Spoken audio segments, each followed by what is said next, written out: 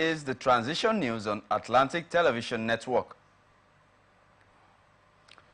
Commissioner for Justice and Attorney General of Rivers State, Zaccheaus Adango, has rejected his redeployment as Commissioner for Special Duties.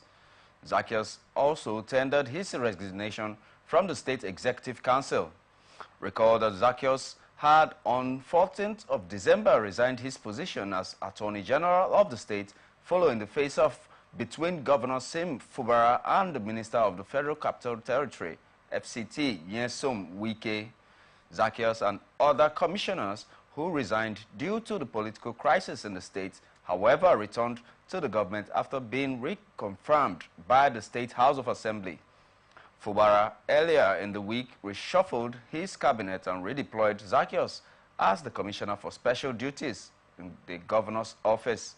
In a letter cited by Atlantic Television Network and addressed to the Secretary to the Rivers State government, Zaccheaus rejected his new office.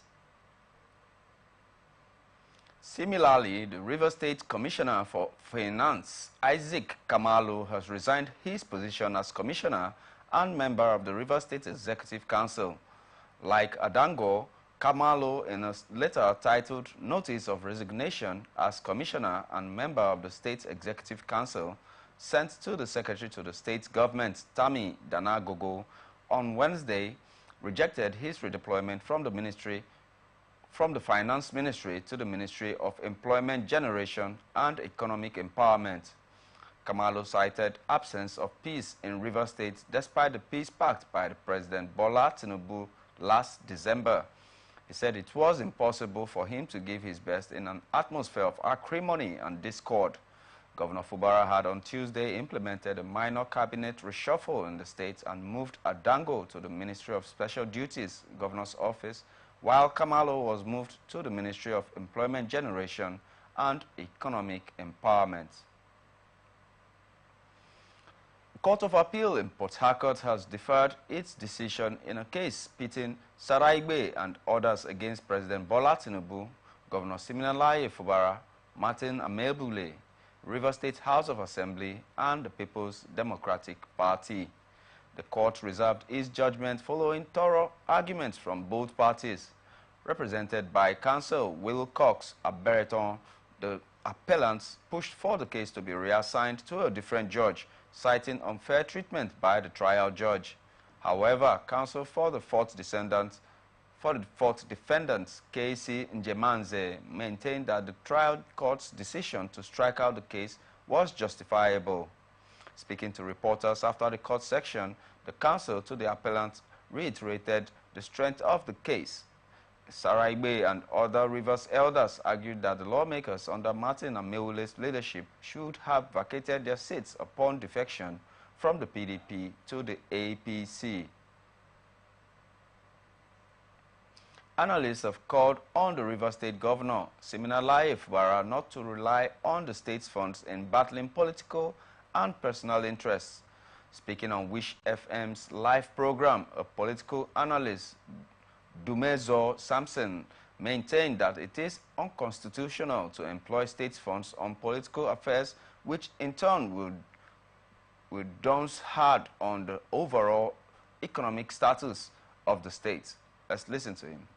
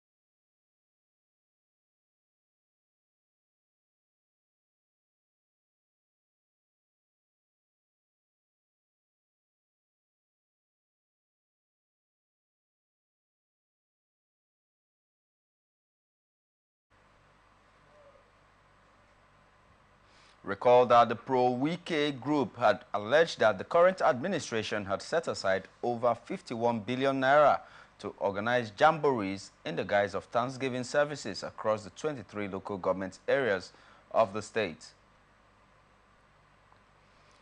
The Onumbam dynasty of Obunabale in Rivers State celebrates the 85th birthday of Her Majesty Dame Hannah Agoma. The birthday service of Her Majesty Dame Agoma JP DSSRS was a sight of splendor at the Covenant Chapel, Obunabale, Port Harcourt.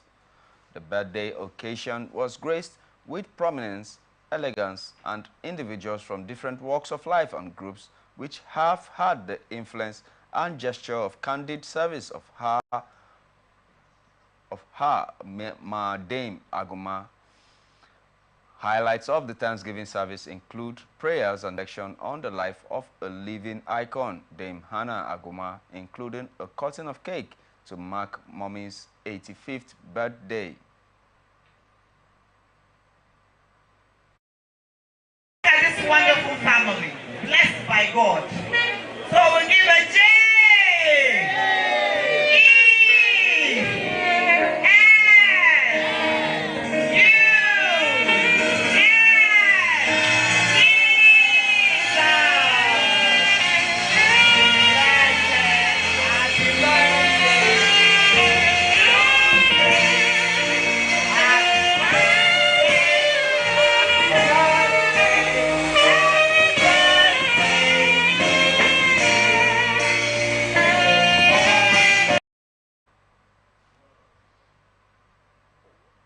The clergy writes Reverend Wisdom Ihunwo, reading from the Bible book of Psalms 66, verses 8 to 14, emphasized on the need for Christians to lead a life of praise and worship to God, as God always answers prayers.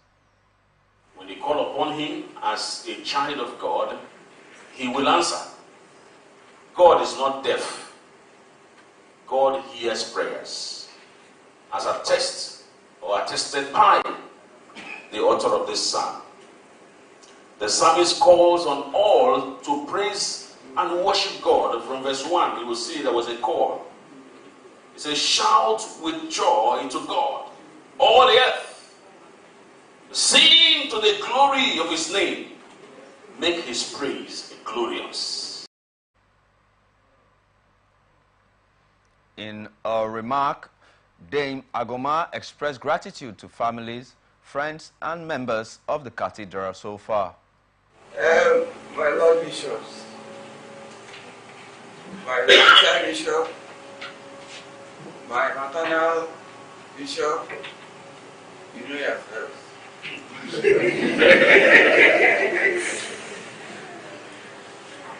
My cousin, Very Reverend Aka, you know yourselves. I cannot say anything about this. Igo Aguma stated that the families and friends have always been supportive.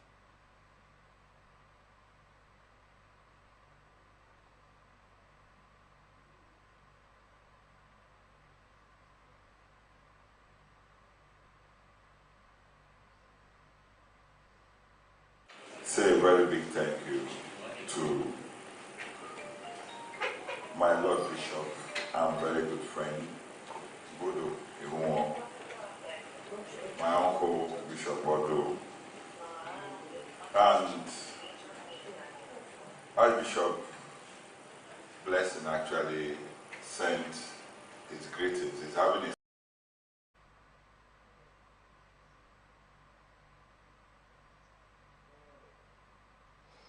Friends, families, and well-wishers as well express gratitude to God Almighty with many more wishes and long life for great-grandma Dame Hannah Agoma. She has been very wonderful, and she said today she is celebrating God because she's a woman who, I think, all through her life has been in the church, making sure that she's rendering her service. So we are really glad and we'll give God glory for today we are here to celebrate her and to return glory to God for 85 years.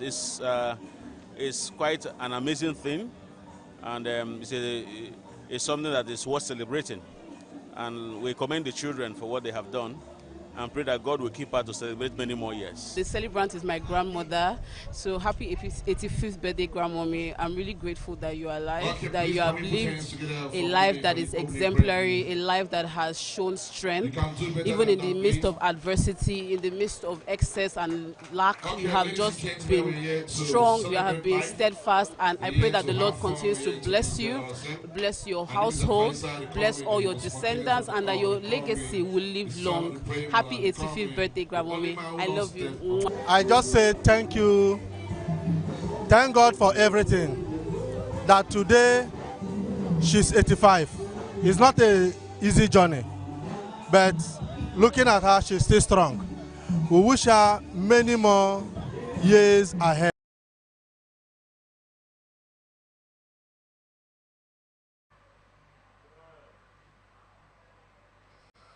Analysts have tasked judiciaries in the country to be wary and smart in the discharge of their constitutional obligations, as they are bound to be faced with diverse challenging tactics from individuals with ongoing court cases.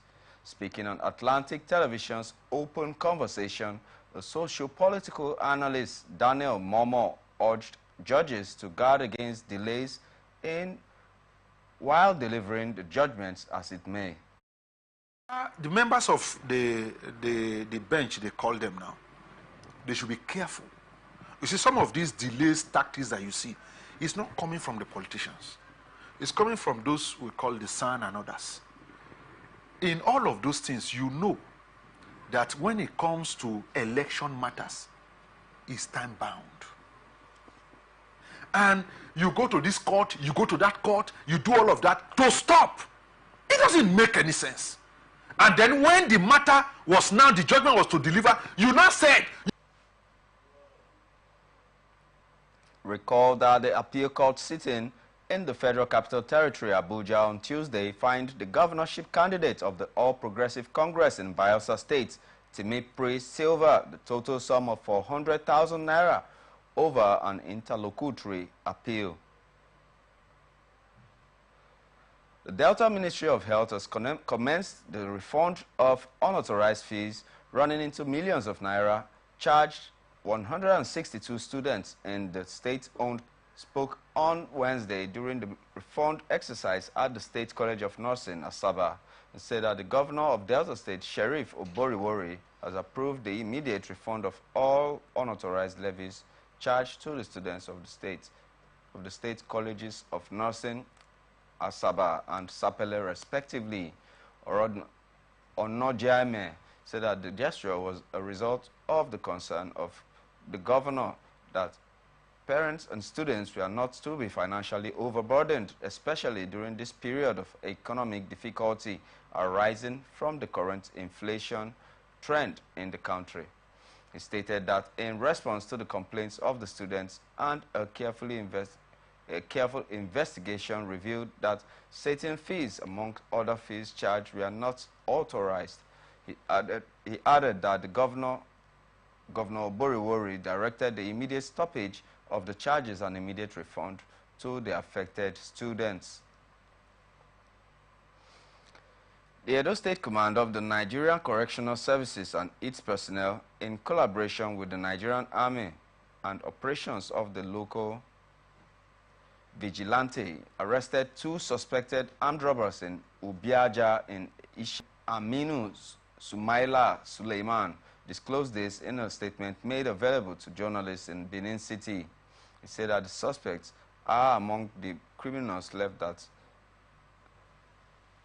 are terrorizing the locally and its environs. He said that the suspects were arrested by a combined team of the command's correctional armed squad personnel, Nigerian Army manning guard at the medium security custodial center, and operations and operatives of the local vigilante in the locality.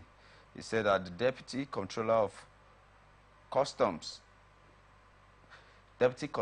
Corrections, Julius Osenwenge, officer in charge of the custodial center reported that the suspects were arrested at the scene of the crime. The Edo State Police Command has paraded 21 suspects arrested for alleged armed robbery, cultism, attempted murder, unlawful possession of firearms, conspiracy, pipeline vandalism, house breaking, stealing.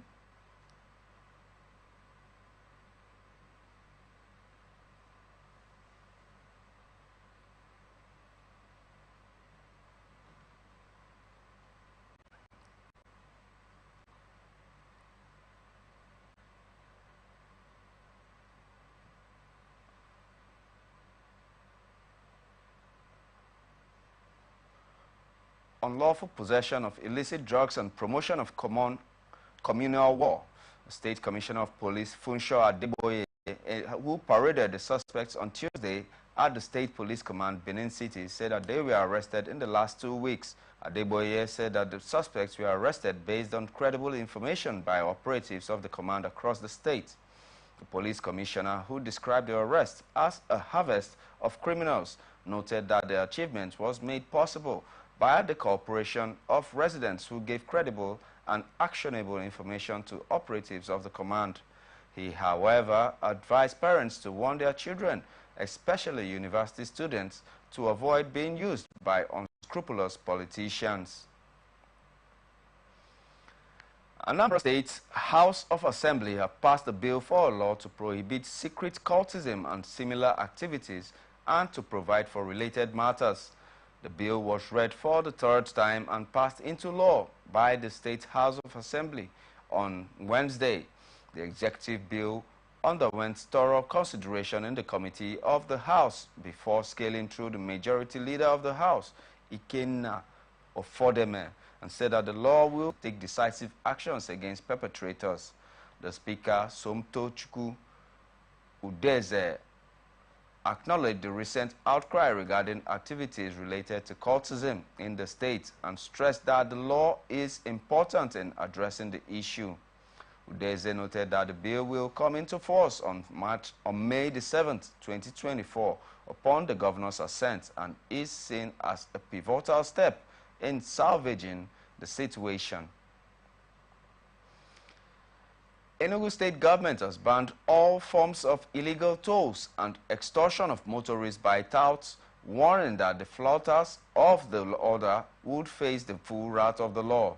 The government also announced the cancellation of all existing produce and haulage revenue collection contracts by various ministries, departments and agencies, saying those responsibilities will now be taken over by the service hubs to be established in partnership with Heavy Haul Services Limited to meet the needs of logistics, businesses and heavy-duty vehicles that transport goods in and out of Enugu State.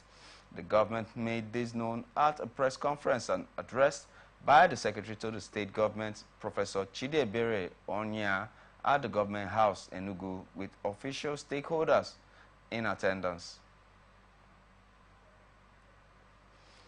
Chairman of the Economic and Financial Crimes Commission, Ola Olukoyede, on Wednesday handed over 14 recovered assets to Governor Peter Mba of Enugu State. During the handing over ceremony held at the EFCC headquarters, Jabi, Abuja, Olukoyede revealed that the assets recovered by the commission was forfeited to the federal government. He added that the EFCC began an investigation into the development since 2007 and had achieved the conviction of persons in relation to the matter. He also noted that the President Bola Tinubu ordered the handing over of the assets, which include real estate airplane at Lagos Airport on April the 23rd, which forced aviation authorities to divert flights from the local to international airports. The decision was announced by the Minister of Aviation, Festus Keyamo. A statement signed by the ministry's Permanent Secretary, Dr. Emmanuel Meribol, on Wednesday, said that the recent incidents involving Dana Air have raised concerns about the safety and financial viability of the airline's operations. Meribol, who stated that the audit must include safety protocols, maintenance procedures, and financial health, stressing that the move to suspend the airline was aimed at ensuring the safety and well-being of Nigerians. Members of the Judiciary Staff Union of Nigeria in Ogun State on Tuesday said that they have suspended their indefinite strike, which began on April the 8th. The union announced this through a statement in Abeokuta signed by its publicity secretary, Adewale Adenekon. The union had embarked on the strike over the non-payment of 40% peculiar allowance by the state government. The statement said that its national officers and the Ogun Josun Executive Committee members had on Monday held a meeting with the secretary to the state government.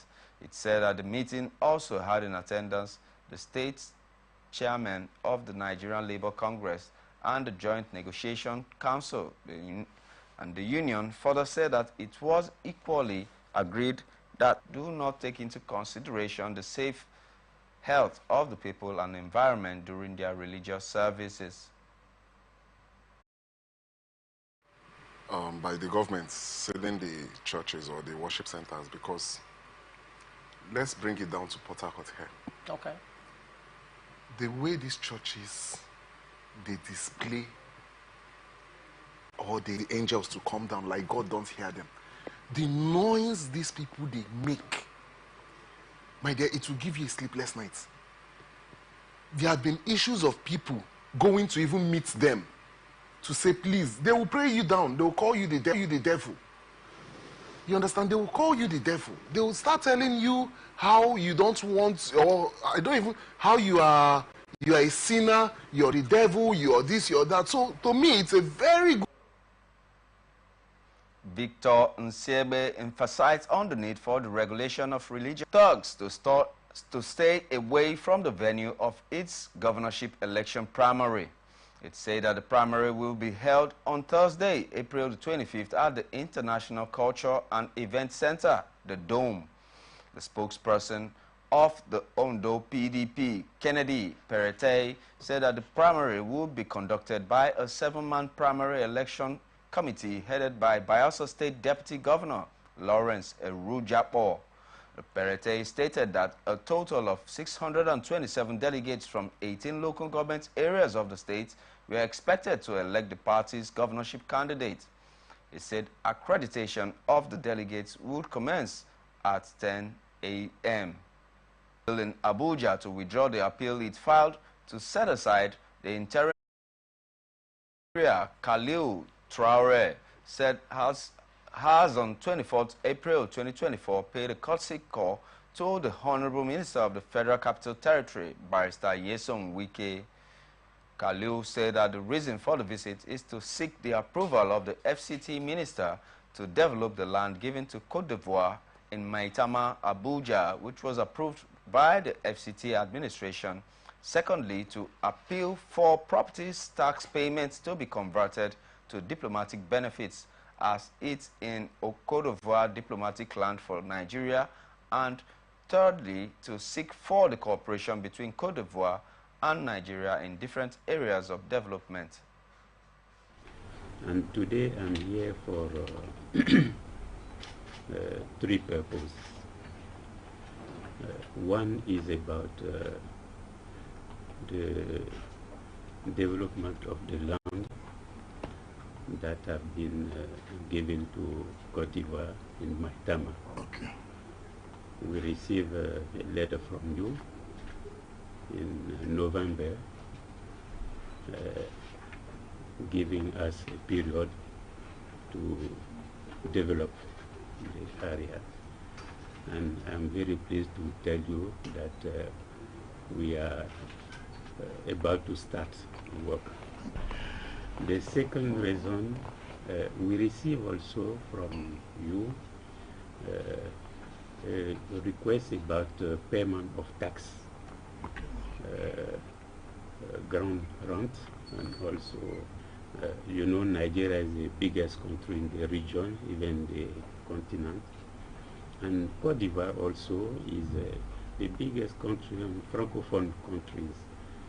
And our mission here is mostly to strengthen cooperation between the two countries in different areas. And we are doing a lot. While responding to the ambassador, the Honorable Minister of the Federal Capital Territory, Barrister Yesom Wike, said that his request will be considered as soon as he gets in touch with the authorities of the tax body, and also assured the Cote d'Ivoire ambassador of his cooperation between Abuja and the political capital of Cote d'Ivoire. Developing the land that was given to you. The whole essence of why we request that is that fighting insecurity, we did not want to leave certain areas for miscreants. And so we thank you for the support. Let me also say that that of issue of tax will be waived. I will call the authority that is responsible to see that we cooperates with you on this issue. I know that the Minister of Foreign Affairs has told me this, that the same thing applies to them and the other countries where they operate, so that should not be an issue. Thirdly, on the issue of cooperation, is very important. That you need much. Thank you. Thank you. The Minister of State for Federal Capital Territory, Maria Mahmoud, has expressed the commitment to rebuild the ruling All Progressive Congress in the nation's capital. She called on stakeholders to close ranks and work together for the success of the party. The minister, who made this commitment at an engagement meeting with leaders of the APC and other party faithful, also called for the dedication and commitment on the part of members. Mahmoud expressed concern over the poor performance of the party in the last presidential elections in the FCT and assured that the party will overcome its challenges in subsequent elections.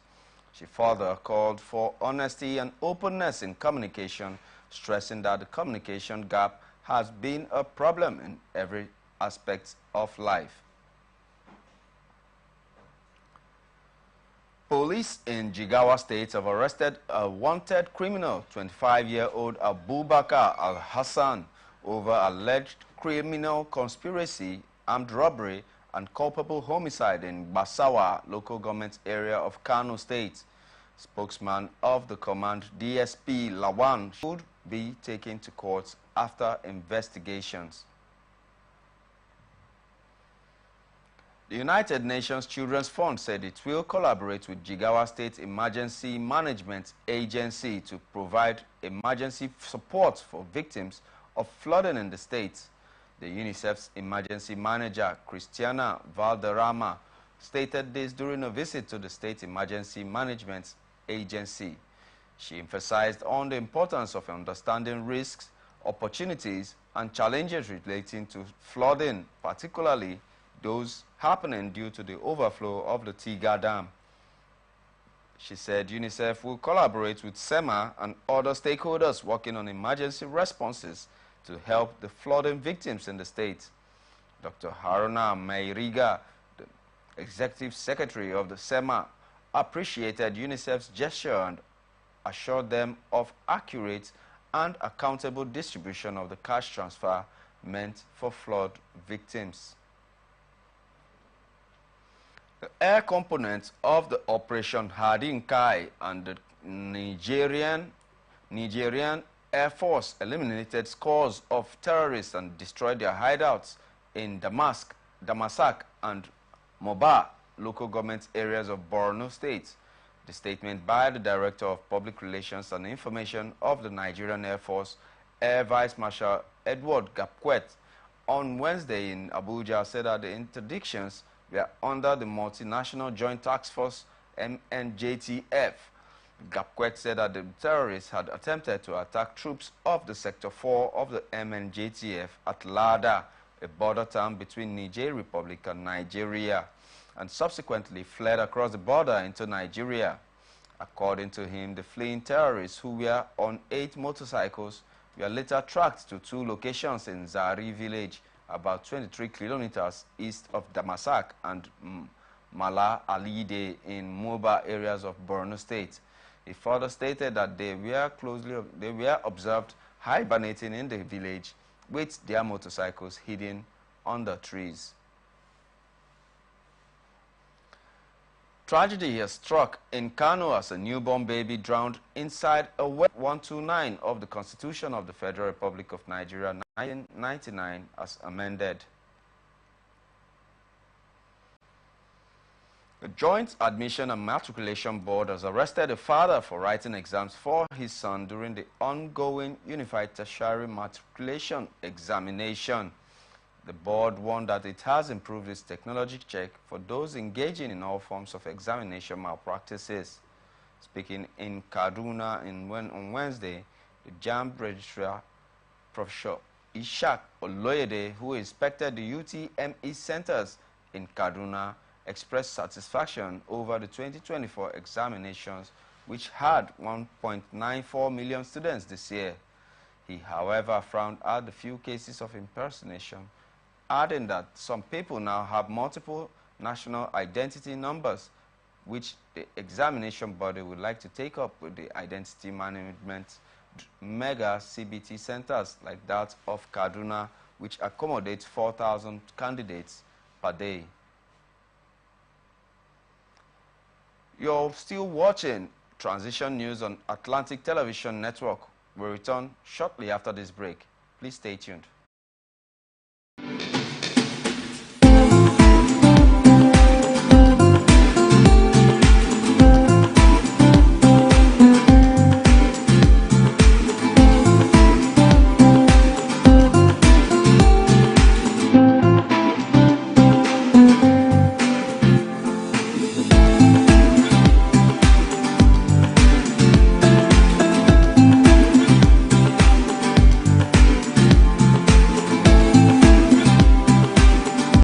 From the line across the ocean to the land beyond the mountains, through the Sahara, we bring unspoken stories in politics, business, socio-economy, sports, and documentaries.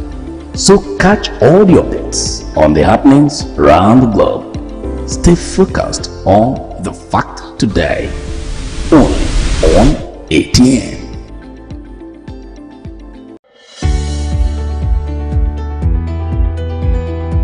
People into the country illegally.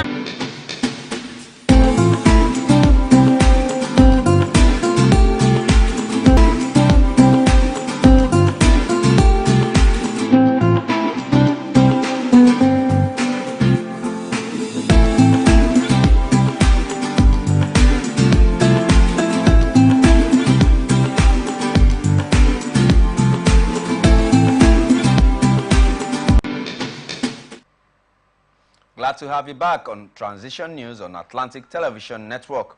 And now to the rest of our stories. President Bola Tinubu has arrived in the Netherlands on a state visit. President Tinubu, during his visit, is expected to engage in high-level meetings with the Dutch government officials and business leaders. The president will also engage in discussions around trade, investment, security cooperation, and cultural exchange. You recall that President Tinubu had earlier departed Abuja for the Kingdom of the Netherlands on Tuesday. The president is expected to attend the World Economic Forum meeting scheduled for April 28 to 29 in Riyadh, Saudi Arabia. Presidential spokesman Ajuri Ngelale, every economically active citizen has a dependable credit score. The score will serve as a personal equity, facilitating access to consumer credit. House of Representatives have begun probe into the activities of oil companies and the impact on frontline communities.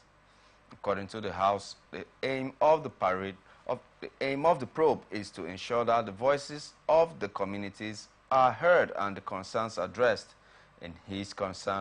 In In his remark at the hearing in Abuja, Chairman of the Committee on Environment, Honorable Julius Pondi, emphasized the need to voice to the affected host communities to ensure justice is served through fair hearing and all forms of developmental changes. The Speaker, Honorable Tajuddin Abbas, who was represented by the Deputy Minority Whip of the House, Honorable George Ozodinobi, said that the House, through a motion, took the resolution to investigate causes and effects of these degradations, its impact on affected communities, and proffering a lasting solution to address. If I may use the word, though illegally, into all this LNG. To my mind, I feel that when such people are caught, you don't go destroying the same thing, damaging the same environment we are all talking about. Instead of seizing it, get it to where it should be and all of that. Each time I see such thing in TV, I don't want to say much because I have a motion on that will be coming soon. We must start. We can't destroy our own. Japan didn't start today. China didn't start today. I hope nobody will take my idea to move a motion on this. I feel that these boys should have a cluster of where they will develop their technology and meter those crude oil to them. And from what I found out, most of the truck transporters prefer those level of their very crude nature.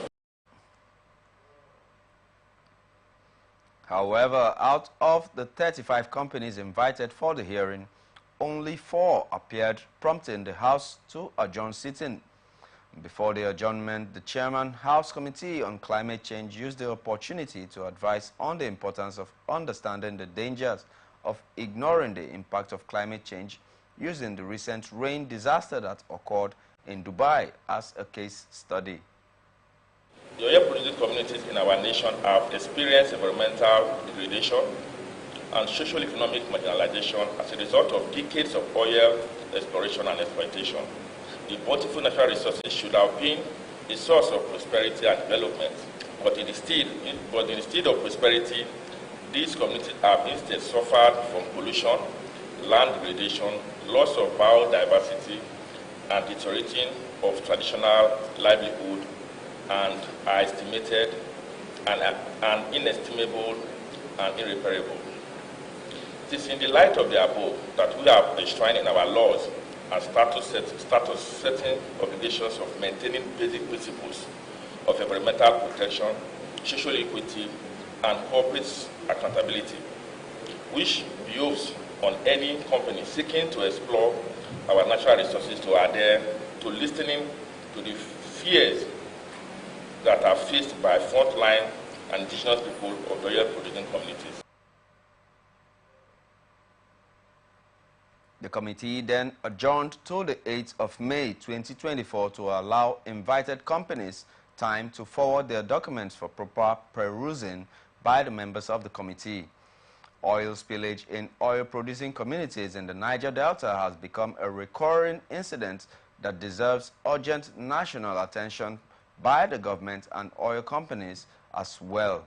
Oftentimes, these communities suffer environmental degradation that affects not only their farmlands but also their means of livelihood.